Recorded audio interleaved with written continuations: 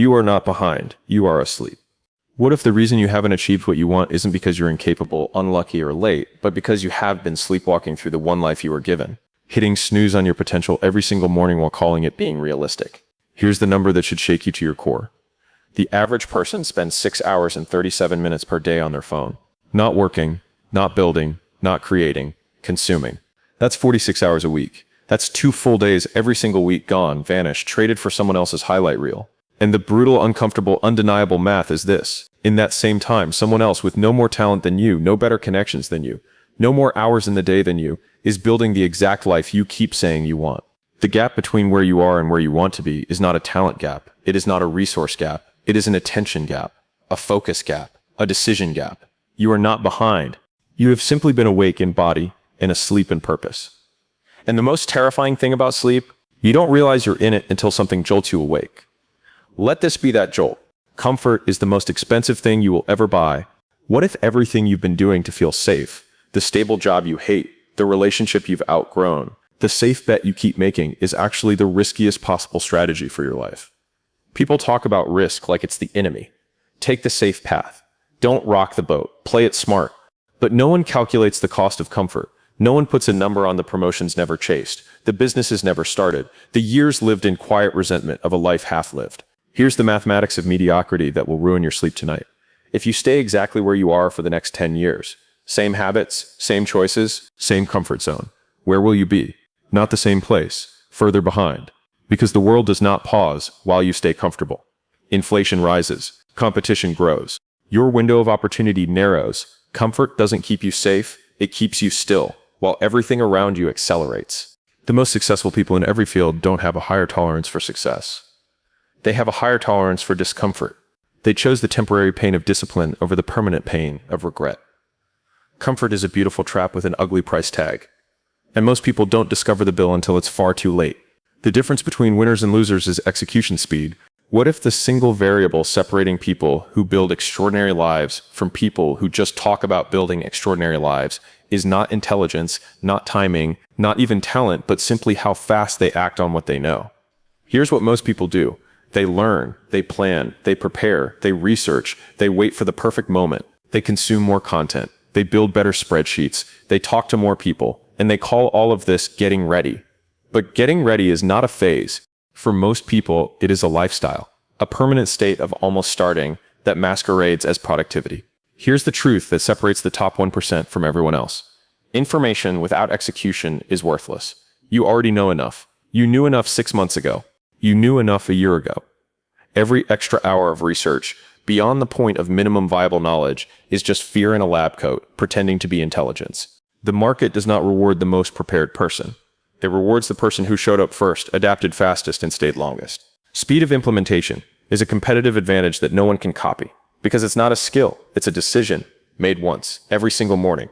Your circle is either your catapult or your ceiling. What if the people you love most, your closest friends, your family, the group chat you check every morning, are the exact reason you haven't grown beyond where you are right now? This is the conversation nobody wants to have, because it feels disloyal. But let's do the math honestly. Show me your 5 closest relationships, and I will show you your future income, your dominant emotional state, your level of ambition, and the ceiling you will never consciously realize you're bumping against every time you try to grow. Human beings are social animals wired for belonging, and that wiring is ancient and powerful. Your nervous system will literally self-sabotage your success to maintain belonging in a group that defines itself by staying small. You will shrink, you will hesitate, you will explain away your ambitions, not because you don't believe in them, but because the people around you don't. And their doubt has been living rent-free in your head for so long, it started sounding like your own voice. This is not about abandoning people who love you. It is about being ruthlessly honest about who is building you up and who is, even unintentionally, even lovingly, holding you at a level that no longer fits who you are becoming. Volume beats perfection every single time. What if your obsession with doing things perfectly has been the most sophisticated, most socially acceptable form of self-sabotage you've ever engaged in, and you've been mistaking it for high standards your entire life? Perfectionism is not a quality. It is fear with a diploma. It is the story your brain tells you to justify inaction while making you feel productive.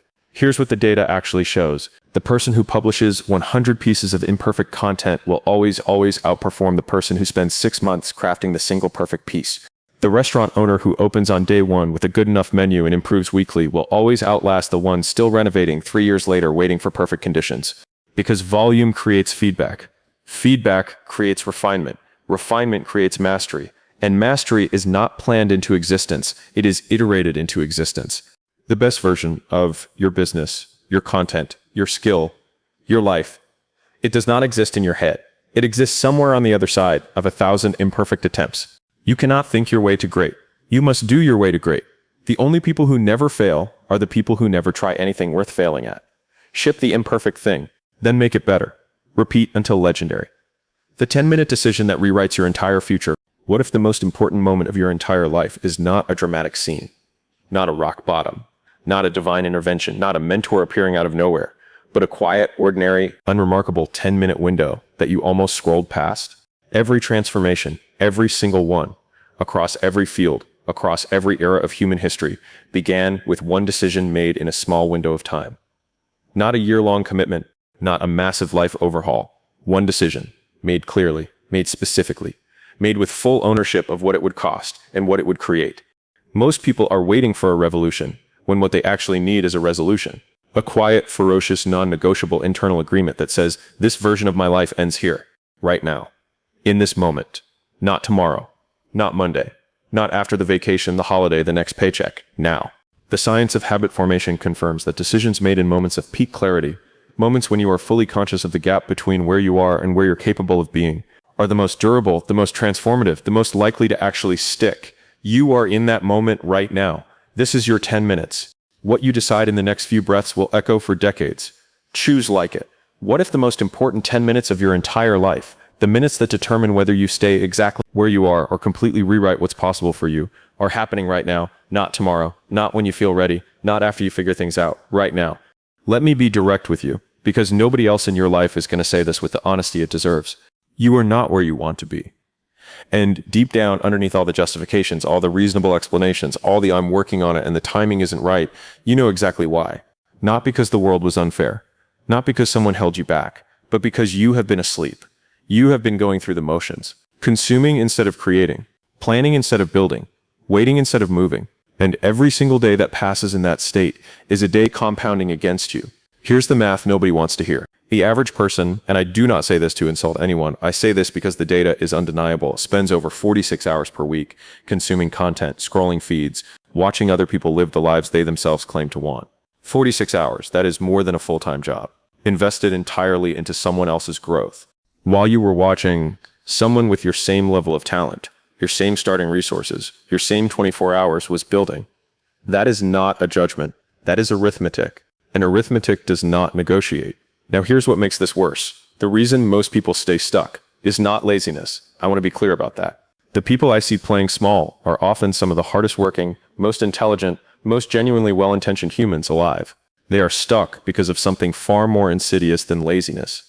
They are addicted to comfort. And comfort is the most expensive thing you will ever purchase, because you pay for it not with money, but with years, with opportunities, with the version of yourself that could have existed but never got the chance because you kept choosing the easier option. Comfort does not keep you safe, it keeps you still. And a world that is accelerating every single day has no patience for still. The risk is not in trying. The real devastating life-altering risk is in staying exactly where you are while convincing yourself that you're waiting for the right moment. There is no right moment. There is only this moment and what you choose to do with it. Now I need to talk to you about something that most people in this space deliberately avoid because it makes people uncomfortable, and I refuse to avoid it. Your circle is either launching you or it is capping you. Show me the 5 people you spend the most time with, and I will tell you within a reasonable margin your approximate income, your dominant emotional state, your risk tolerance, and the invisible ceiling you will bump against every single time you try to elevate your life. This is not mystical, this is neuroscience. Human beings regulate their behavior based on social norms. Your nervous system is wired to self-sabotage success if success threatens belonging, which means you will unconsciously, automatically, without realizing it's happening, shrink yourself to fit a room that no longer deserves your full size. This is not about cutting off people who love you. This is about being radically, uncomfortably honest about whether the voices around you are adding to your vision or subtracting from it. Because their doubt, repeated enough times in your presence, starts to sound like your own thought. And a borrowed limitation is still a limitation. Here's the next thing, and this one tends to cause the most immediate pain because it hits the people who think they're already doing the right things. You are not failing because you don't know enough. You are failing because you know exactly enough, and you are not using it. Information without execution is not knowledge. It is trivia. And trivia does not build businesses, does not transform bodies, does not repair relationships, does not generate wealth. The market does not pay for preparation. The market pays for results. And results only come from action taken in the real world, with real stakes and real feedback. Every hour you spend researching beyond the point of minimum viable knowledge is not diligence. It is fear wearing a very convincing costume. You already know what you need to do. The only question that has ever mattered is whether you will do it. And not perfectly. I want to destroy the perfectionism myth right here, right now, because it has stolen more potential from more talented people than any external force in history. Perfectionism is not a standard. It is a delay tactic. It is your brain's most sophisticated mechanism for avoiding the vulnerability of being judged on something real. The person who ships 100 imperfect things will always outlearn, outgrow, and outlast the person who is still perfecting their first one. Volume creates feedback. Feedback creates refinement. Refinement creates mastery. And mastery cannot be planned. It can only be earned through repetition, through failure, through iteration, through showing up even when it is uncomfortable and imperfect and uncertain. The best version of whatever you are building does not exist in your head. It exists on the other side of 1,000 attempts you haven't made yet. So make them. Now here's where we bring it all together. Everything I've just said, the sleep, the comfort, the execution, the circle, the perfectionism, it all collapses into one singular point. You have a 10-minute window right now. A window of clarity. A window where you are fully awake to the gap between where you are and where you are genuinely capable of being. These windows are rare. Most people scroll past them. Most people let the feeling fade and return to the comfortable numbness of the default life. But not you. Not today. Because transformation does not require a dramatic moment. It does not require a crisis, or a rock bottom, or a divine sign. It requires one decision, made clearly, made specifically, made with full ownership of what it will demand from you. Not a goal, a decision.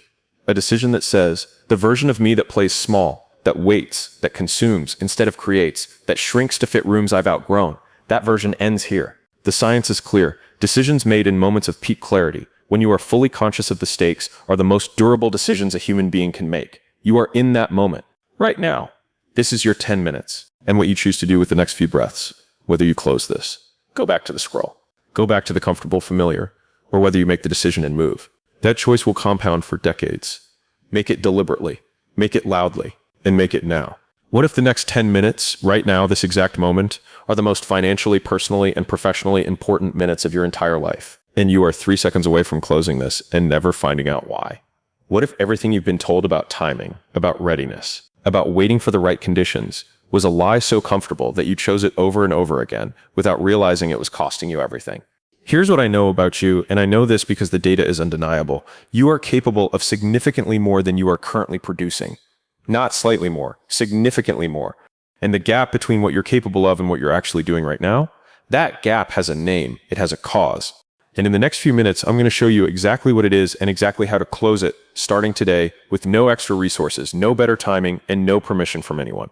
But only if you stay. Because what comes next is the conversation that most people spend their entire lives almost having.